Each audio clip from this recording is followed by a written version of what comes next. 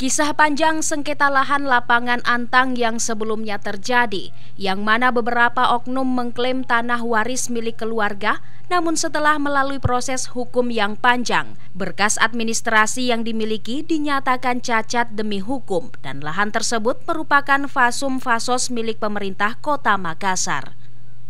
Lahan seluas 1,1 hektar dengan nilai 34 miliar tersebut langsung diambil alih oleh pemerintah Kota Makassar, yang mana sebelumnya lapangan yang menjadi sejarah lahirnya para atlet sepak bola PSM Makassar dan Timnas Indonesia dari Kota Makassar sempat diklaim oknum, sehingga berdasarkan putusan hukum, lahan tersebut milik Pemkot Makassar sesuai dengan dokumen yang dimiliki oleh Dinas Pertahanan Kota Makassar.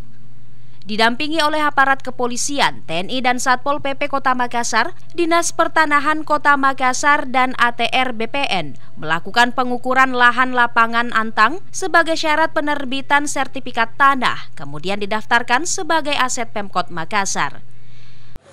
Alhamdulillah, setelah melalui proses yang cukup panjang, polemik yang ada di lapangan Antang ini sudah, kalau tidak salah, sudah berapa tahun, sudah 5 tahun lebih.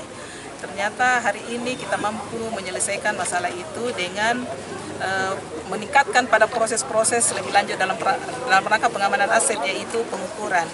Karena pihak-pihak yang selama ini mengklaim bahwa lapangan Antang ini adalah miliknya itu digugurkan dengan dokumen-dokumen yang tidak bisa secara dipertanggungjawabkan. Artinya dokumen tersebut dianggap cacat, termasuk salah satu alasannya itu sertifikat dibatalkan, sehingga tidak ada lagi alasan dari pihak lain untuk mengklaim bahwa ini miliknya. Ini murni milik pemerintah Kota Makassar dan tercatat sebagai aset dengan nilai kurang lebih, kalau dalam perolehan itu 2008 itu 3 miliar lebih, 3,9 miliar. Hari ini kalau kita nilai sekarang ini dengan NJOP yang berlaku harga pada hari ini, yaitu kurang lebih 34 miliar lebih.